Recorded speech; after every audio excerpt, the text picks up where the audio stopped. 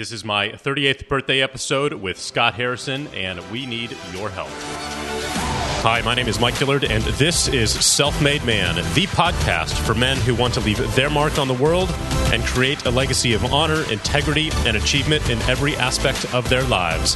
I'm glad you're here, and once again, it is time to forge your destiny. All right, welcome back, everybody. Mike Dillard here, and today's episode is going to be a slight departure from the normal routine here in Self-Made Man for a very important reason, which is the fact that it is my 38th birthday this week. And if you haven't already heard, I have partnered up with an unbelievable organization that I'm a big supporter of called CharityWater.org. And I have essentially donated my birthday to CharityWater. And my goal is to raise $38,000 to represent my 30th birthday for CharityWater, which is going to do some absolutely amazing things that you're going to have a chance to hear a little bit more about today, because I have managed to grab Scott Harrison, who is the founder and CEO of CharityWater, to join us for this week's episode of Self-Made Man. So, Scott, thank you so much for joining us, brother. Thanks, Mike. It's good to be talking to you again. Absolutely. And this has been a huge, busy week for you guys, I know, with what's going on in the UN and all of that stuff. But I appreciate you taking some time to join us and to really speak to our audience about the CharityWater mission and what you guys are doing and what's up with the birthday campaign and how that maybe came about and how others can participate. So, guys, this is an amazing opportunity to hear about an amazing organization. And I'm going to give you guys a link out there as well if you would like to help me celebrate my birthday and do something awesome for a lot of folks out there who need help. You can go to MikeDillard.com/water to donate to the campaign. But with that being said, Scott, welcome to the show, brother. I appreciate the time. Thanks for having me. Thanks for donating your birthday.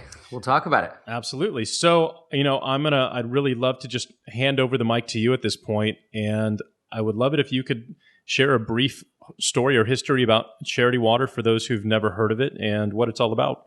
Cool. Well, it's a non-traditional, I'm sure like some of your guests, I was just scrolling through who you've had on, and I know a bunch of them. Really non-traditional startup story, and especially in the charitable space. I was a cokehead nightclub promoter for 10 years. So I did not come into this kind of through international development. I had really lost my way in New York City, trying to become kind of the king of nightlife in New York, and had moved here when I was 18, rebelling against a very conservative Christian family and an upbringing. And my mom was really sick growing up, so I kind of grew up taking care of her and playing by all the rules, and just wanted to rebel in style. So at 18, got the heck out of the suburbs, moved to New York City, and was determined to do all of the things I wasn't allowed to do. So it took me about a decade to get through them. And, at 28 years old, a picture of my life was this guy running around to fashion parties and flying on other people's private planes and selling the $500 bottles of champagne and the $20 cocktails. And, I had the Rolex, I had the Beamer, I had the grand piano in my New York apartment. My girlfriend was on covers of magazines and on billboards. And I should have been the happiest guy that I ever knew or ever met. And as you could probably imagine, a decade in the darkness of nightlife really gets to you. And on the inside, I had become this really soulless, emotionally, spiritually, morally bankrupt person. And there was just this really coming to my senses over a New Year's vacation in South America that I had potentially become the worst person that I knew. And my legacy, if I continued down this path, was going to be one of the most destructive ones that I knew of. I was just getting people wasted for a living. Maybe I would get 5 million people wasted, or maybe I'd get 10 million people wasted. But I wasn't doing anything for others. It was a total life of radical selfishness. So I had this moment. I came to my senses and started rediscovering a very lost faith and a very lost morality that, my parents had really brought me up well. I just strayed from it. And I decided to leave everything behind. I'm a pretty radical guy, so it was easier for me to sell all my possessions, move out of New York, and dedicate a year of my life to humanitarian service. And the idea was I was going to kind of, tithe back one of the 10 that I'd soullessly pissed away, really. And I would try to serve others. I would try and make my life about helping others. What was interesting at the time was that no organization would take me. So here I am. I've left New York. I'm volunteering to the great, famous humanitarian organizations, and they all deny my application, even though I didn't even want to be paid. They were serious people doing serious things, and I was a nightclub promoter. Some of them didn't even know what that meant. So I was very fortunate. Finally, one organization said that if I paid them $500 a month, I could volunteer. And I would have to go to a country called Liberia that had just come out of a 14-year civil war. So this sounded about as opposite of my life as I could have possibly hoped for. A year of service in the world's poorest country at the time, and I would actually have to pay to go and serve. And that's really where everything started for me about a decade ago. That is a hell of a story. And so what did you see, during your travels, during this experience? Well, I was with a group of humanitarian doctors and surgeons. So I was embedded, and I had dusted off an NYU journalism degree that I'd gotten even though I was still working the clubs, I'd wanted some sort of degree under my belt. And the cool thing, Mike, was that I went to Africa with 15,000 people on my list, kind of on my nightlife list, the people that I had built up over a decade and really were just getting drunk. So I was able to tell them a brand new story. And the work that I saw was just extraordinary. It was the best doctors in the world who were giving up their vacation time to operate on a giant 522-foot white hospital ship. It had been a giant cruise ship that had been gutted and turned into a state-of-the-art hospital.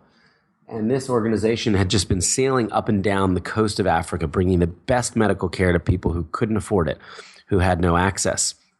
So if I give you a picture of Liberia at the time, it had just come out of a 14-year civil war. There was no electricity. There was no running water. There was no sewage and no mail.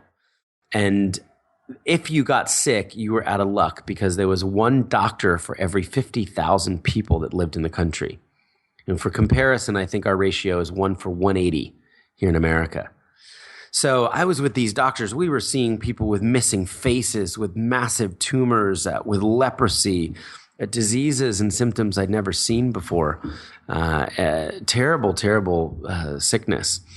And these were stories of hope. So people were getting helped. Blind people were walking up the ship and leaving with their sight. People were coming up lame and leaving able to walk again. But I spent a lot of time in the rural villages, and I saw people drinking dirty water. And, I think for so many people in this space, there's just that one thing you see that just kind of won't let go. And I saw HIV/AIDS problems. I saw education problems. I saw justice issues. I saw leprosy and sickness and pretty much anything you can imagine. But seeing kids drink dirty water from swamps and from ponds and from rivers simply because of where they had been born, the situation, the context that they had been born into, that they didn't get to choose, was the thing that just stuck with me. And I was able to tie that to the sickness that we were seeing. So I was living two lives on the ship. I was scrubbed up in these very expensive surgeries, talking with the doctors and surgeons and documenting them. And then I was out in the villages watching people drink from viscous brown water, highly contaminated water. So the 1 year that I'd signed up for actually stretched into 2, and I was able to raise a bunch of money and awareness for this group called Mercy Ships. But as I landed back in New York at 30 years old, my life completely changed, my heart broken by so much of the things that I'd seen. There was a responsibility to do something with what I'd seen that was more than writing a check, that was far beyond even the 2 years that I'd volunteered. And that led to the idea of starting CharityWater from my buddy's couch in New York. So how long ago was that? So that was 9 years ago this month. And talk to us a little bit about Gosh, the things that make Charity Water different, and I know these because we've obviously spent a lot of time together over the last 6 months. Sure. But that is really what is most impressive to me is how you've run this organization compared to most other charities out there. So, in the founding moment, I had a little bit of an advantage because I wasn't a charity wonk. I hadn't come out of the World Bank or the United Nations or any sort of bureaucratic organization or agency. I, was the guy in the DJ booth. So in a sense, I was uniquely qualified for the challenge ahead, which was getting people to care about the 700 million people worldwide living without clean water, because I was a promoter. So I'd just been promoting the wrong thing for 10 years. The idea that getting drunk and laid, gave you meaning in your life instead of generosity or compassion or trying to serve the poorest of the poor. So I in some ways, I had this unique skill set at getting people excited about something. But as I looked around and I started talking to my friends about charity and what I'd hoped to do on the mission side, which was to make sure everybody on earth had clean water. I mean, that seemed like a very simple, finite day where regardless of where you're born, you get to drink clean water. You have your most basic health need met, your most basic need for life. And, there were 700 million people away from that. So as I started talking to my friends about this, I realized that they were not giving to charity. They didn't trust charities. They had all of these excuses for why not to give. And some of the excuses were around money. Most of the excuses were around money. I don't know how much of my money will actually reach the people. I don't know where it goes. I don't know how much gets there. And I thought that if we were going to solve a problem or make a dent in a problem as big as the water crisis, we would need a radically different business model and a way to handle money differently. So my first idea, and you know intimately about this, was to find a way to give away 100% of the public's money, every single penny. Create an organization where the public did not pay for overhead. And that would then take that excuse for giving completely off the table. So you couldn't use that anymore. You couldn't say, I'm not giving to charity, I'm not helping others because I don't know what will happen with the money. Sure you do. 100%, every single penny will reach them. So that was idea number one. And I wasn't sure how that would play out at scale, but I realized I would effectively have to run two charities or two different income streams, revenue streams at the same time. And I opened up two bank accounts, one for the public donations and then the other where I would put the money that I was able to raise for the overhead to run the org. The second idea was to embrace the technology available of the day and use it for good. So at the time, CharityWater and Google Earth started in the same year. So Google had given me this free place to put every single water point that we'd ever fund and make all of that publicly transparent. And that was going to be a value of ours, was just radical transparency, showing people not only how much of their money went, 100%, but exactly the outputs, the impact that their dollars had. So you're basically putting down the GPS coordinates, if you will, for the wells that you guys are able to drill thanks to the funding. That's right. And the photos. I mean, you can go, and this will be an exciting thing when your birthday campaign is done. You're going to get to see whether it's one project or 4 projects or 10 projects, where they all are, how much they cost, the names of those communities. You can do a flyover on Google Maps and Google Earth. It's really exciting. So that was a giveaway 100%, use technology to connect donors to their impact, believing that we could create a virtuous cycle. And if you saw what happened with the check that you wrote, if you saw the lives impacted by that, you might continue to give. You might continue to be generous. And then a couple other things. I wanted to build a beautiful brand. I looked across the charitable sector and I didn't see the Nike of the charities. I didn't see an Apple of charities or Virgin of charities. I saw big organizations, some well-respected organizations, but none that were dazzling the public with imagination and inspiration and creativity and passion. And I wanted to do that. I mean, if Nike can sell shoes and get people fired up about it, surely giving people on earth clean water should be a brand that people could really get behind. And I think maybe the most important thing about the business model was what we would not do, which was send Westerners over to Africa or India or Asia. we would build up a muscle where we would get fantastic at identifying the local organizations, finding and vetting local partners, and then funding them and helping to scale their organizations and their impact. So today, that looks like about 1,600 CharityWater team members around the world that work for our partners. So we're funding those 1,600 salaries, but they're not flying the CharityWater flag. They're not wearing the CharityWater t-shirts. They're indigenous people, Ethiopians in Ethiopia helping their own people forward. People in Orissa, India, working to serve their own communities.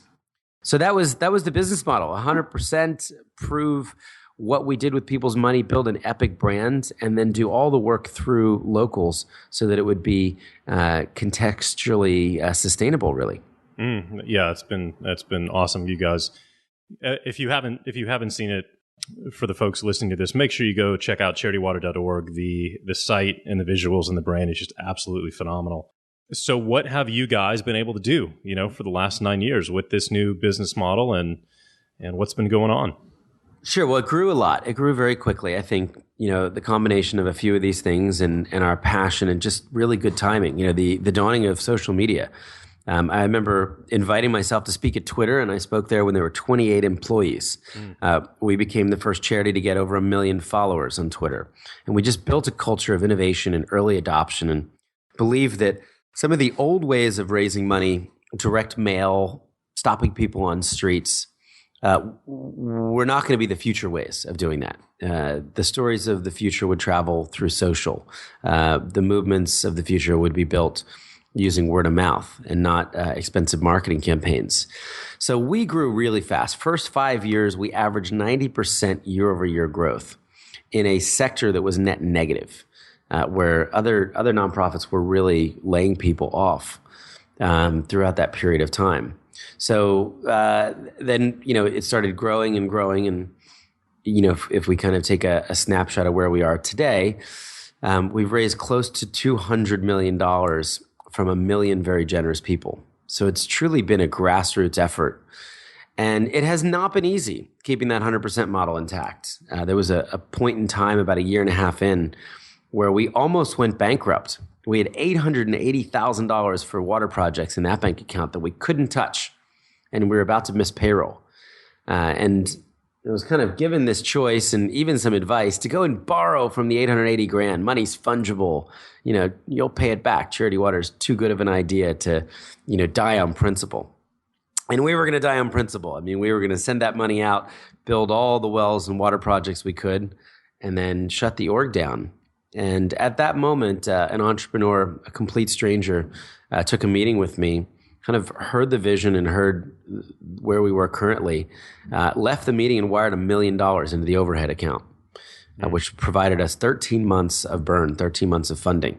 And over that time, we built an amazing giving program called The Well, which is 104 individuals and families, visionary families, that are paying to make CharityWater's 100% model possible. They're helping to empower the staff, help pay for the office and the coach flights around the world to monitor these programs and audit the programs. And it's a really unique business model. Those 104 people, of which, Mike, as you know, you are one, and we're super grateful for your support in that. 104 kind of visionary individuals who don't need their name on the water projects, who don't need, the kids writing them, have made it possible for 1 million people to give in a very pure way. So it's unlike anything that we've seen out there, and we've really made it work for us over the years. It's just been amazing to see how you guys have built this and how it works, and the transparency that you've brought, to the nonprofit world, which is why I've, jumped in with 2 feet and have been so excited to support what you're doing. And, what is really next for you guys? Aside from people participating in my birthday campaign, hopefully you guys will do that, and donating some money. Is there anything on the horizon that has you really, really excited, or is it, man, boots on the ground, let's get the mission accomplished? Yeah, so a couple of things. I think on the program side of the work, we've now got funded about 19,000 water projects around the world. If they're all working, they're serving 5.5 million people. So that's a lot of impact. 5.5 million lives touched, people that are not drinking from swamps, that are drinking clean and safe drinking water. However, if those projects weren't working, if some of them were in disrepair or were broken, then those same communities would be back at the swamps. And a couple of years ago, we really started working on sustainability, on transparency around the functionality of these projects. We approached Google, and they were kind enough to write us a $5 million grant to try to innovate in this space. And what we've been doing is working on a remote sensor, a piece of technology that we could put in these very rural villages that would let us know in real time, even or daily, how much water was flowing and how many people were really being served every single day. So we're excited about that. It's been a 3-year process, 22 different labs, lots and lots of challenges. We're still not out of the woods yet, but we have 4,000 sensors that got produced 2 weeks ago. 1,000 just landed in Ethiopia 2 days ago. Another 2,500 are being sent by sea right now. And we're about to install 4,000 remote sensors around the world. It'll be the largest rural data set in the history of the world. And we just think that this kind of transparency will promote better implementation, better sustainability in these communities where water is such a desperate need. So I'm super excited about that on the program side of the work. I think, on the fundraising side, look, we helped 1 million people last year get clean water. We're closing in on 6 million people helped over the decade. But there are 663 million people. So we're at 1%. We're not even at 1% of the problem. And, we are trying to scale. We are trying to get more people involved. We know how to spend more money well by about 3x right now than we are raising. We know how to help 3 million people get access to clean water this year. And, and we're closer to 1 million. So one of the exciting ideas that we've stumbled upon is this birthday campaign, again, that you've just been kind enough to launch. And it's a very simple idea. People don't need more crap on their birthdays. If you live here, if you live in the Western world, you don't need a tie or a wallet. You don't need a car for your birthday. You don't need a video game if you're a teenager. 600 million people don't even have their most basic need met. They don't even have clean drinking water. So it was this very simple idea of trying to kind of reclaim the birthday. And instead of making it about us and all the stuff that we get and the parties that we throw ourselves, could we use our birthdays for good? Could we turn them into generous moments? Could we use them to spread awareness of issues that we care about, awareness for the water crisis, and then involve all of our friends and family in the giving, in the changing of the lives of others? So I kicked this off, 8 years ago with my 32nd birthday. And kind of the gimmick that I came up with was my age in dollars. So I said, look, everybody I know has at least $32 that they could donate, especially if 100% of the money was going, and especially if they could see the impact of that money. So to my surprise, I wrote everybody I knew. I asked friends to give. I asked friends to give. I wound up raising $59,000 with my 32nd. And I thought, boy, this is a big idea. Everybody could do this. And shortly after that, a 7-year-old kid in Austin starts knocking on doors. And, he lived in Westlake. He lived in a pretty nice neighborhood. And he raises $22,000. So I think, well, if a nightclub promoter can do this, if a 7-year-old can do this, let's try to spread this idea. And then an 89-year-old gave up her birthday and she started asking for $89. So it was really, it just began to take off. And what we found is that the average person that donated their birthday for CharityWater would raise $1,000 from 15 of their friends. So think about that. I mean, there are 9 million birthdays just in this country every day. If everybody was doing it, if everybody was average, you've got $9 billion for clean water. Let's think smaller. Let's just say we could get 1 million people to donate their birthdays. That'd be, $1 billion for clean water. So it's an idea that we've been trying to spread And one of the cool things is hopefully as people consider giving you, your age in dollars, or even 10x your age in dollars if they can, they'll consider pledging their own birthday and really kind of taking that idea forward. That's the amazing thing. These little hub and spoke campaigns, these little mini word of mouth movements. And we think there's a lot of legs left in this. Yeah, no, I agreed. I think it's brilliant. And it's funny, I just finished recording a video for my birthday campaign that everybody will see by the time they've heard this, and sent it off to my editor, via email. And he edited the video and shot it back to me. And he said, hey, where's the link to your page so I can donate? And I also just signed up to donate, my birthday this year when it comes up in a couple of months. Oh, that's great. That's great. So the very first person who actually saw the campaign, followed suit, which is super cool. So that's great. And we're building tracking tools. So what we want to be able to do is tell you, hey, Mike, that's great. You raised a bunch of money from your generous listeners and friends on your birthday, but here's what you inspired.